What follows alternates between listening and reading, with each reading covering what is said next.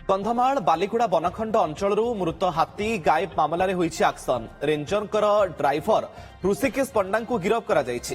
कारण हृषिकेश पाखरे थिबा जेसीबी रे हाथी को पोतिबा पई खोला जाइथिला। तेबे रेंजर विनय विशिंकर एजाई पत्ता मिली पारिनी।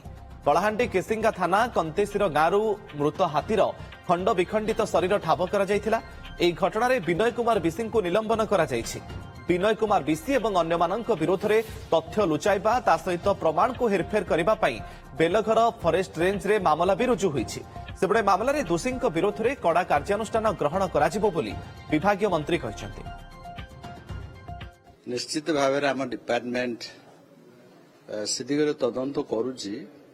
कहीं से हाथी जदि मृत्यु होला परे जेकी अन्य जिला को लेकिन पोतवाटा बड़ अपराधर कथा।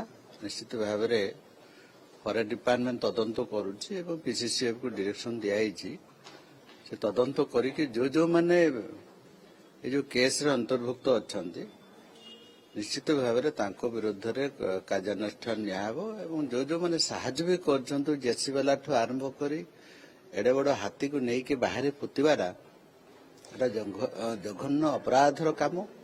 एभलिया लोक बिल्कुल सरकारी चाकरी रहिबा कथा भी नुहे।